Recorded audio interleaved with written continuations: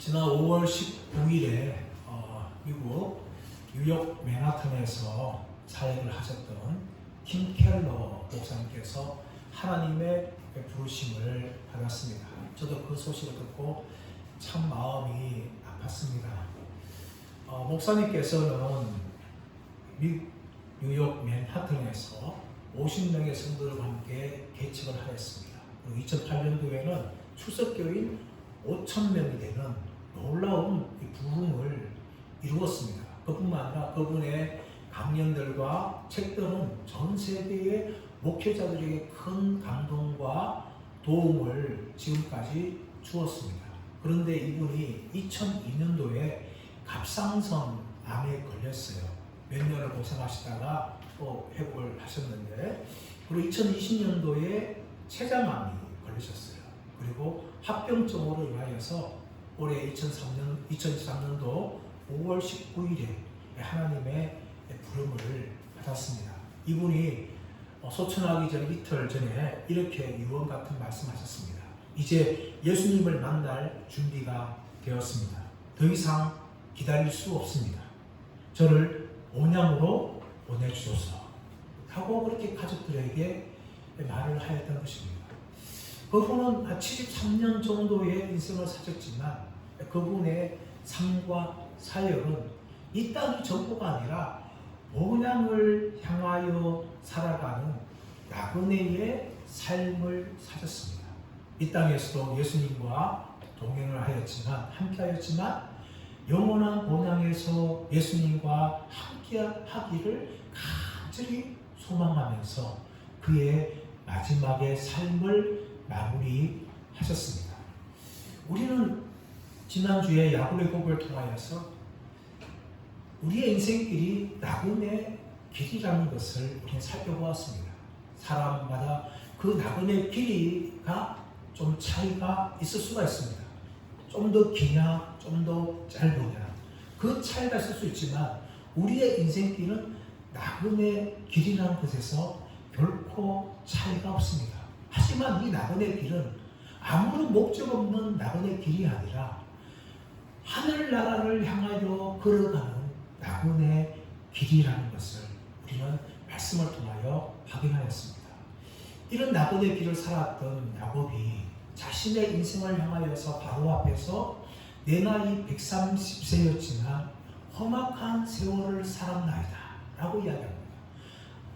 175세였던 아브라함보다 180세 살았던 이삭보다 야곱의 나그네 길은 좀 짧았습니다.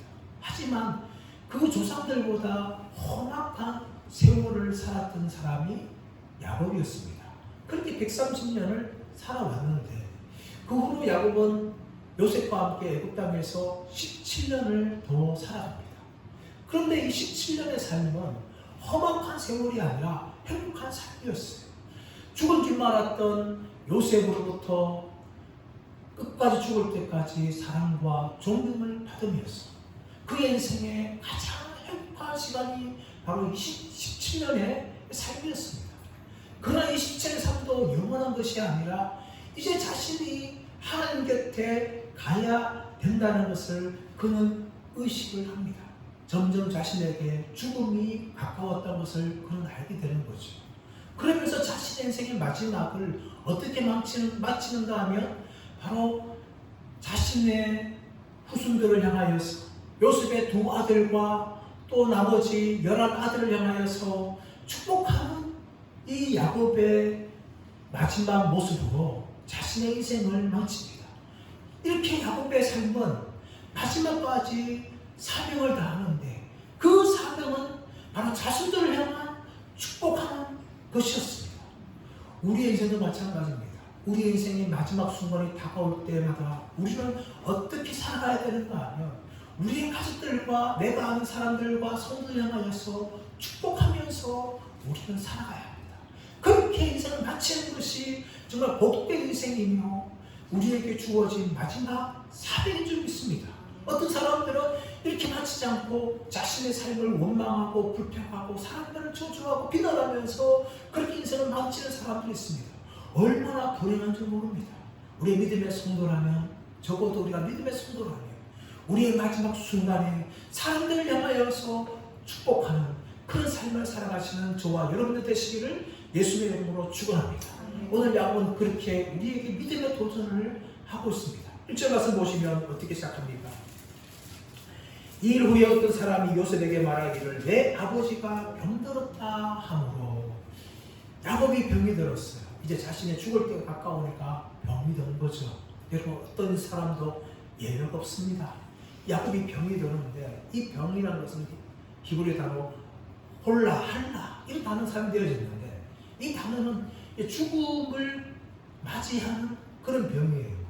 이것이 열왕기상 14장과 14장에서 여로보암의 아들 아비야가 죽을 때 병들었다.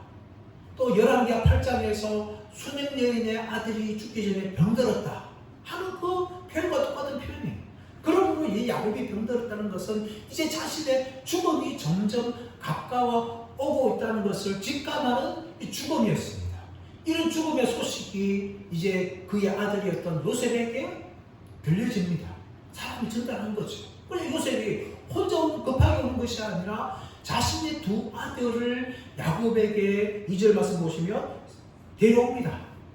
근데 여러분 왜 이렇게 요셉이 아버지가 병들었을 때 혼자 급하게 달려오지 않고 이 자신의 두 아들을 데리고 왔을까요? 여러 가지가 있을 수 있겠지만 그 이유 한 가지 무엇인가 하면 아버지 야곱에게 자신의 두 아들을 왜 이렇게 이름을 지었는지에 대해서 다시 한번 설명하고 아버지 가지고 있는 오해를 풀게 하기 위함이었습니다. 요셉의 두 아들, 첫째 아들은 뭡니까? 므낫셋이었어요. 므낫셋은 잊어버림이라는 거죠. 지금까지 요셉이 겪었던 수많은 고통에 대해서 형들에게 노예로 팔리고 또 애굽 땅에서 당했던 모든 고통에 대해서 자신이 잊어버리겠다. 그런 의미로 잊어버림이라는 단어를 그 아들이 지었습니다. 그럼 두 번째는 뭡니까? 이제 잊어버렸으니까 창대하다, 번성하겠다. 그런 이름으로 둘째 아들 에브라임을 정하였어요. 그런데 이것이요, 잘못하면 야곱뿐만 아니라 다른 형제들에게 충분히 오해를 줄 수 있는 이름이었어요. 왜냐하면 뭡니까? 이제 아버지가 죽고 나면은 내가 모든 걸 다 잊어버리겠다. 형제들한테 잊어버리겠다. 이런 오해를 줄 수 있는 거죠. 두 번째 에브라임이 뭔가 하면은 자신이 이제 애굽 땅에서 총리가 되었기 때문에 내가 이 땅에서 호의호락하면서 잘 먹고 잘 살겠다. 내가 이 땅을 성공하겠다. 끝까지 살아남겠다. 이것은 무엇인가 하면 약속의 땅, 가나안 땅으로 돌아가지 않겠다는 그런 메시지를 야곱과 다른 형제들 줄 수 있는 거예요. 그래서 요셉은 아버지가 죽기 전에 아버지가 마음이 평안하도록 자신이 두 아들에 대해서 왜 이렇게 이름을 지었는지 설명하기 위해서 아버지 야곱에게 찾아왔을 가능성이 많습니다.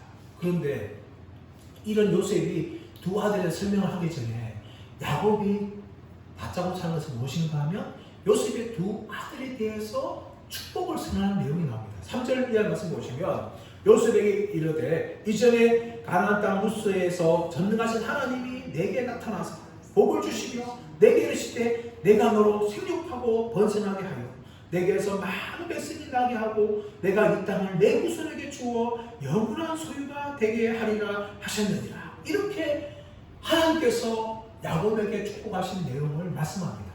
이것은 세 가지의 축복이 나오는 거죠. 무엇입니까? 첫 번째는 생육하고 번성하는 겁니다. 두 번째는 그의 후손들이 많은 백성을 이루는 거고, 더 나아가서 무엇인가 하면 가나안 땅을 야곱과 그 후손들에게 영원한 소유의 땅으로 주시겠다는 이 하나님의 축복을 야곱은 들려줍니다. 그리고 더 나아가서 5절, 6절에 보면 이제 요셉의 두 아들을 자신의 아들로 입양하겠다는 선언을 합니다. 5절 말씀 보십시오. 내가 애굽으로 와서 내게 이르기 전에 애굽에서 내가 낳은 두 아들 에브라임과 므낫세는 내 것이라. 르우벤과 시므온처럼 내 것이 될 것이요 이들 후에 내 소생은 네 것이 될 것이며 그들의 유산은 그들의 형의 이름으로 함께 받으리라. 5절 말씀 보시면 요셉이 애굽 땅에 낳았던 므낫세와 에브라임을 야곱이 자신의 것으로 그렇게 삼겠다라고 이야기합니다. 요셉은 하나였지만 요셉 대신에 에브라임과 므낫세를 자신의 아들로 삼겠다라고 그렇게 선언합니다. 여러분 이 말은 무엇을 말하고 있는가 하면 요셉이 야곱의 장자가 되겠다는 축복입니다. 이스라엘 사회에서는요 아들 둘이 있다면 장남과 차남이 있다면 이 장남에게 차남보다 두 몫을 준 거예요. 다시 말하면 나머지 여러 아들은 다 한 명 한 명이지만 요셉은 두 몫을 준 거예요. 에브라임과 므낫세를 자신의 아들로. 그래서 르우벤과 다른 아들처럼 똑같이 자신의 아들로 삼겠다고 말하는 것은 바로 요셉을 자신의 장자로 내가 삼겠다는 그런 선언입니다. 여러분 장자가 원래 누굽니까? 르우벤입니다. 그런데 르우벤이 우리가 말씀 살펴보았지만 야곱의 첫 비라와 에덴 망대에서 동침하는 사건을 저지릅니다. 이 일로 인해서 야곱은 큰 상심을 하였어요. 그래서 나중에 야곱이 49절 말씀 보시면 르우벤을 향하여서 예언을 할 때 이 사건을 언급합니다. 그만큼 평생에 야곱이 죽을 때까지 이 사건이 잊혀지지 않는 큰 사건이었어요. 그래서 이 르우벤이 받았던 이 받아야 될 장자의 축복이 누구에게 흘러가고 있는가 하면 야곱에게 흘러갑니다. 요셉이 흘러가죠. 요셉이 흘러가가지고 요셉이 바로 두목 에브라임과 므낫세가 야곱의 아들이 되어서 이스라엘 12지파를 형성하게 되어집니다. 르우벤이 받았던 이 장자권 축복은요 두 가지 나누어지죠. 하나는 재산의 축복입니다. 그래서 나중에 에브라임과 므낫세가 가나안 땅의 땅을 상속하지 않습니까? 근데 또 한 가지 축복이 빠지는 게 무엇인가 하면 통치권이에요. 다른 형제들 통치하는 권한은 요셉이 가는 것이 아니라 유다에게 갑니다. 유다에게 가가지고 유다에서 왕들이 나오고 나중에 예수 그리스도가 유다 지파의 후손으로 태어나게 되는 거죠. 르우벤의 장자권 축복은 재산적으로 봤을 때는 요셉에게 흘러가고 통치권을 봤을 때는 유다에게 흘러감을 통하여 이 장자권이 분리되어집니다. 오늘 말씀에서는 야곱이 요셉을 축복하면서 이 재산에 대한 두목, 장자의 축복을 그렇게 선언하는 내용이 나옵니다. 그런데 뜬금없이 이 말을 하면서 7절 말씀 보시면 이 라헬의 죽음을 이야기합니다. 라헬이 어떻게 죽습니까? 라헬이 에브라 가는 길에 베들레헴 가는 길에서 도중에 죽습니다. 베냐민을 낳다가 죽죠. 죽으면서 베노니 슬픔의 아들을 이야기하였지만 야곱은 베노니가 아니라 베냐민이라고 그렇게 정하였어요. 근데 야곱이 이 요셉의 두 아들을 자신의 아들로 입양하겠다 선언하면서 왜 하필이면 라헬의 죽음을 이야기합니까? 그 이유는 무엇인가 하면 이 라헬의 소원을 지금 야곱이 이루어지는 거예요. 야곱은 그 아내들이 있었지만 라헬을 가장 사랑을 했어요.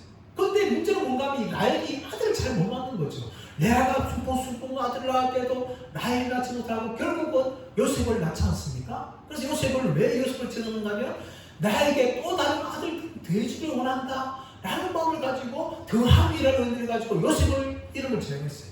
그런데 둘째인 베냐민을 낳다가 그만 자신이 더 이상 아들을 낳지 못하는 슬픈 마음 가지고 슬픔의 아들 베냐민이라고 부르면서 자신을 죽었어요.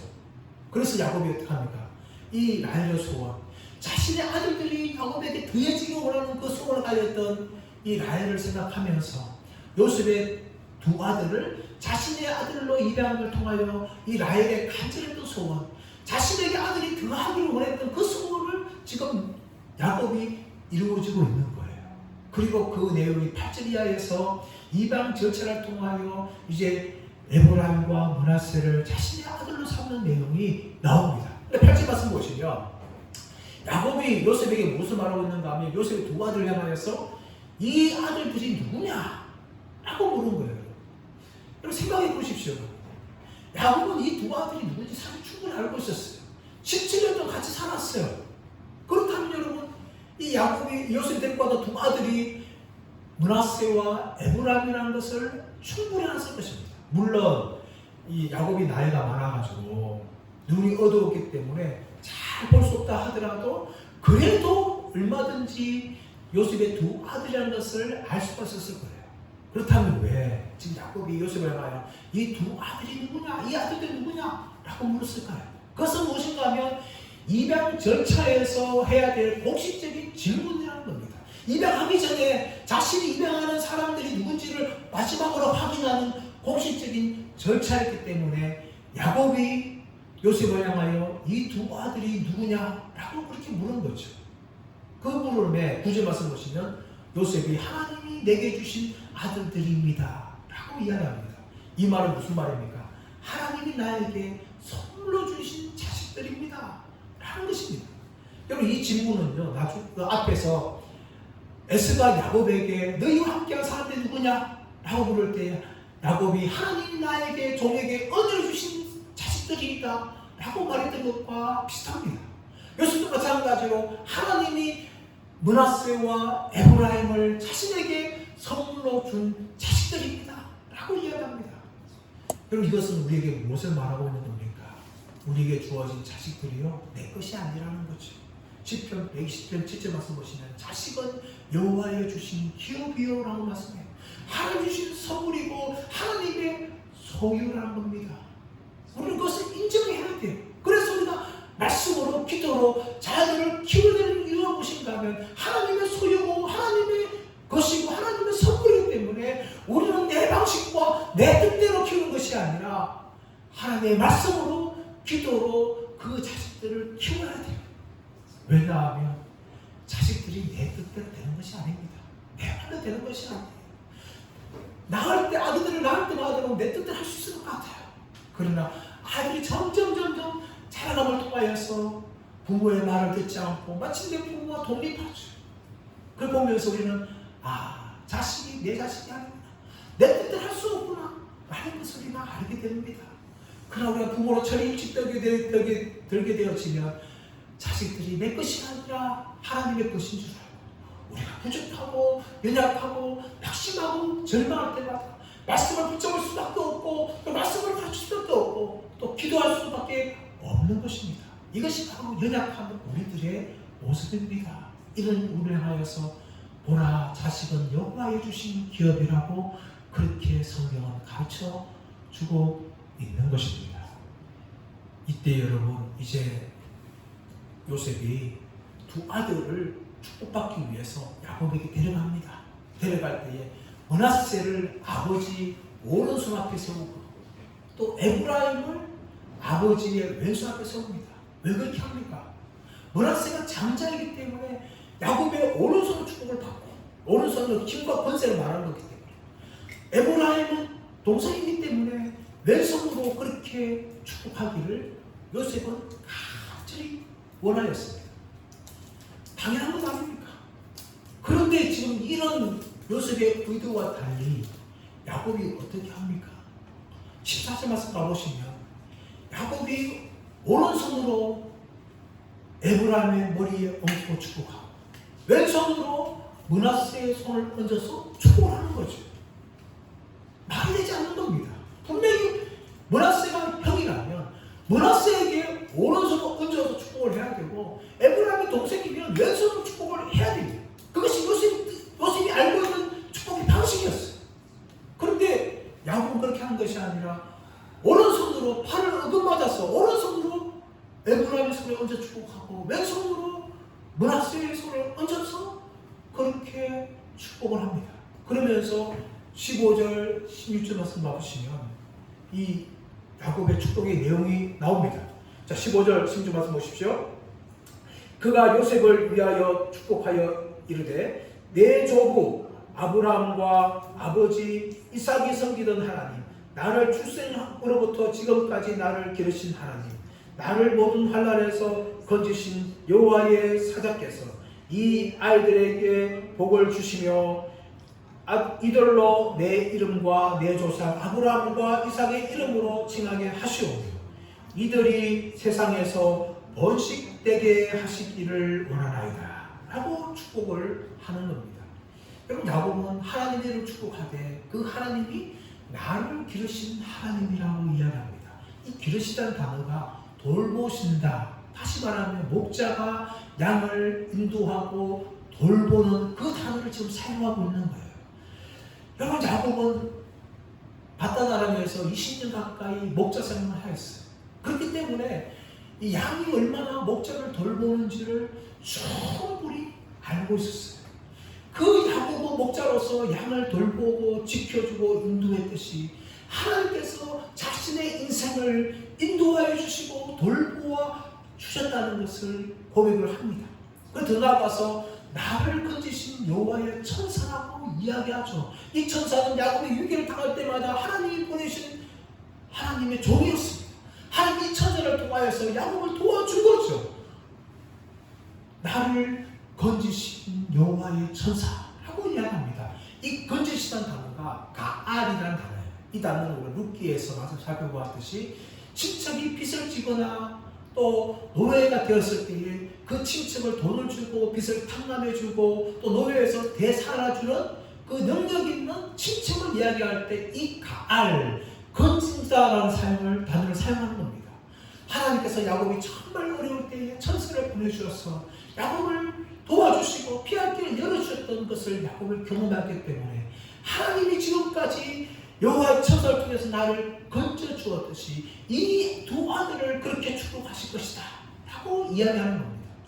사람 여러분과 인생을 살아가면서 우리는 이 두 하나님의 역사에 대해서 우리는 수많이 경험합니다. 다윗이 고백하지 않습니까? 여호와는 나의 목자시니 내게 부족함이 없으리라. 이 다윗의 고백처럼 하나님께서 우리의 인생에 돌보시고 채워주시고 인도해 주십니다. 그뿐만 아니라 우리 인생의 수많은 위기를 만날 때에 하나님이 천사를 보내주셔서 우리를 수많은 위기에서 건져주시고 지켜주시는 것을 우리는 경험하며 살아갑니다. 그런데 이 경험이 단지 한 번만 경험하는 것이 아니라 성경은 하나님께서 영원히 우리와 함께 하시고 영원히 인도하신다라고 말씀합니다. 시편 48편 14절 말씀 보시면 이 하나님은 영원히 우리 하나님이시니 그가 우리를 죽을 때까지 인도하시리라. 할렐루야. 이렇게 말씀합니다. 인생 살아가면서 우리는 수많은 양처럼 부족함을 경험할 때가 있고 수많은 위기를 겪을 때가 있습니다. 그때마다 하나님은 우리에게 영원히 하나님이 되어주셔서 영원히 목자가 되어주셔서 우리의 길을 죽을 때까지 인도해 주시고 지켜주신다는 것은 성경이 우리에게 증거하고 있습니다. 그러므로 여러분 우리가 이런 삶을 살아가면서 하나님이 나의 목자가 되어서 나를 돌보아주시고 길러주시고 인도해주시고 또 나를 사망의 음침한 골짜기에서 지켜주시고 보호해주시고 건져주신다는 것을 믿는 저와 여러분 되시기를 축복합니다. 그것이 바로 우리와 함께 하시고 인도해주시는 목자 하나님을 경험하는 복된 믿음의 삶입니다. 우리가 예수님을 믿음을 통하여 이 복을 누립니다. 한 번만 경험하는 것이 아니라 우리는 죽을 때까지 우리의 목자 되신 하나님을 경험하며 살아가는 이 복을 누리면서 살아가는 저와 여러분 되시기를 간절히 바랍니다. 여러분 이때 이 모습을 보았던 요셉이 17절 말씀 보시면 이 모습을 보고 기뻐하지 아니하였다 라고 이야기합니다. 기뻐하지 아니하였다. 이것은 잘못된 일처럼 보았다 라는 히브리 단어 라아가 사용되었습니다.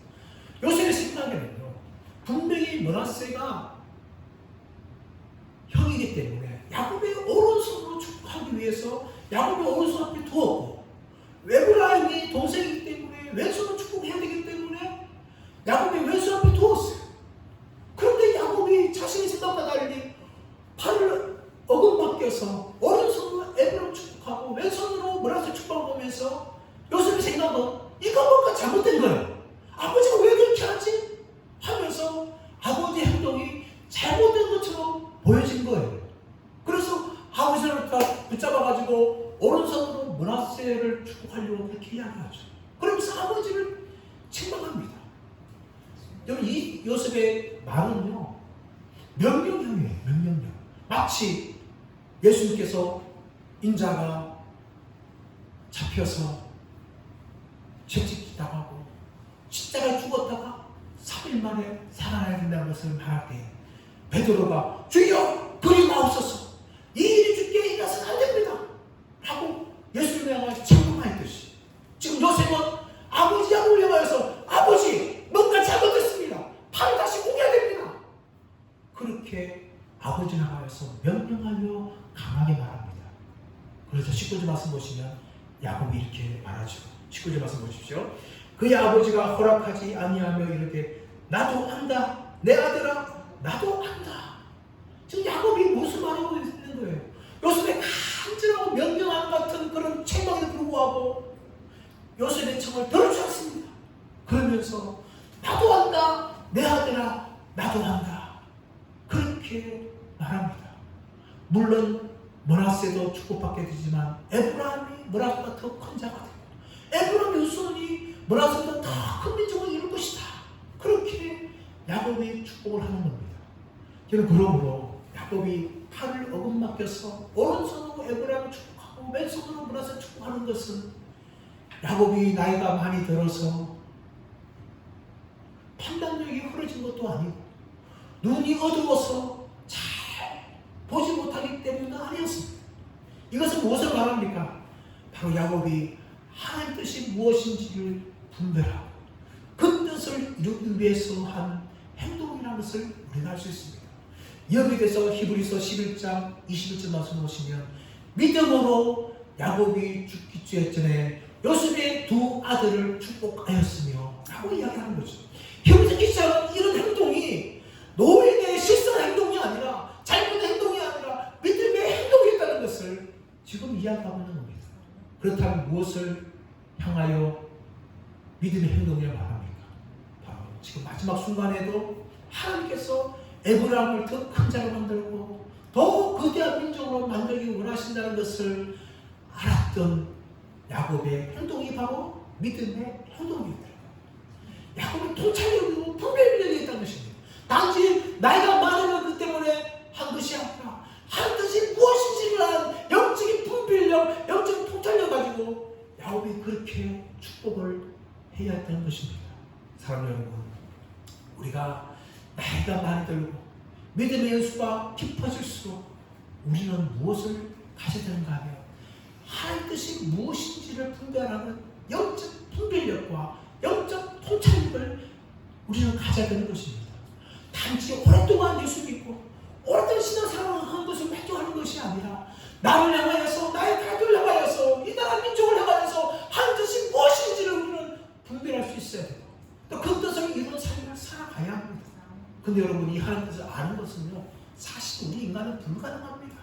불가능해요. 그래서 우리가 해를 모십하면 날마다 말씀을 읽어야 되고 날마다 하나님께 가까이 가는 기도 생활을 해야 돼요. 그럴 때에 하나님 뜻이 무엇인지를 우리는 서서히 발견해 갑니다. 우리가 미성생활 한다 하더라도 교회만 들러만 하는 것은 아무 소용이 없어요. 날마다 말씀을 읽어야 되고 날마다 기도해야 될 때에 우리는 하나님 뜻이 무엇인지를 우리가 서서히 발견하게 되어지고 우리의 인생의 노년에 그 하나님 뜻을 이루고는 그런 삶을 살아갈 수가 있는 것입니다. 사랑하는 여러분, 이것이 바로 믿음 생활이에요. 영적인 생활입니다. 믿음이 깊어졌다는 것은 바로 그것을 말하는 거예요. 여러분. 단지 인간적 생활을 한다는 것이 아니라 하나님 뜻이 무엇인지를 분별하고 그 뜻을 이루어가는 삶을 살아가기를 몸부림치는 저와 여러분 되시기를 간절히 바랍니다. 그럴 때 여러분 야곱이 이렇게 축복하면서 이제 에브라임을 향하여 큰 축복을 하고 므낫세를 향해서 또 축복을 하게 되어집니다. 여러분 이 사건을 보면서 우리는 적어도 두 가지의 교훈을 발견할 수 있습니다. 하나는 무엇인가 하면 이 세상은 운명론이나 숙명론이나 결정론으로 이루어지는 것이 아니라 얼마든지 역전된다는 것을 하나님께서 우리에게 보여주는 거예요.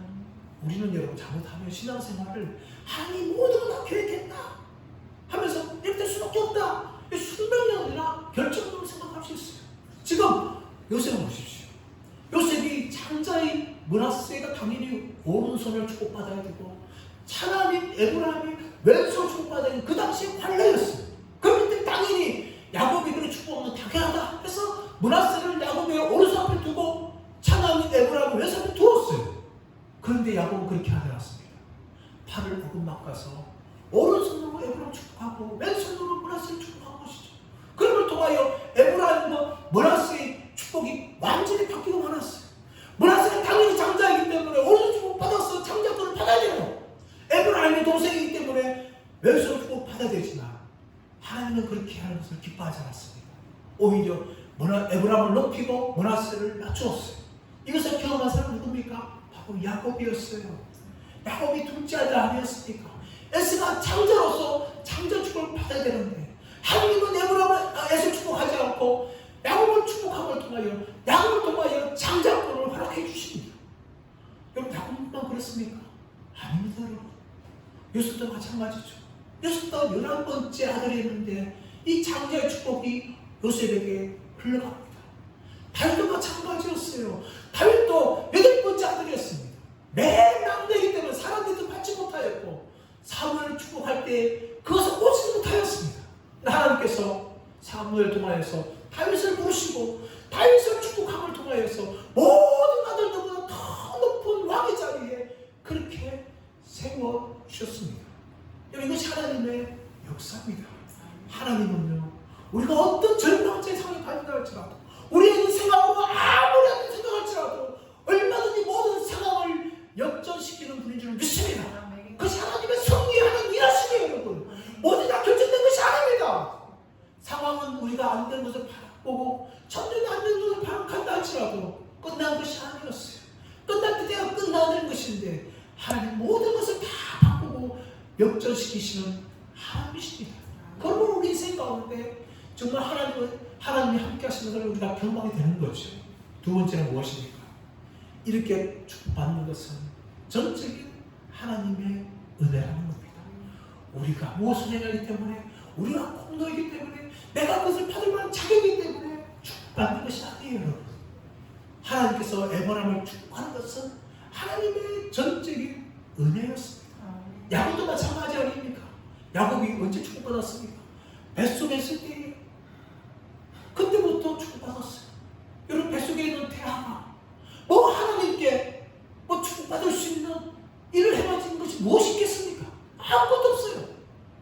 더군다나 태어날 때 야곱은 에서보다 더 높은 자가 되려고 에서의 발꿈치를 잡고 태어나지 않았습니까? 그만큼 욕심장이었어요. 또 아버지를 눈이 없는 아버지를 속여서 이 장자 축복받은 사람이었습니다.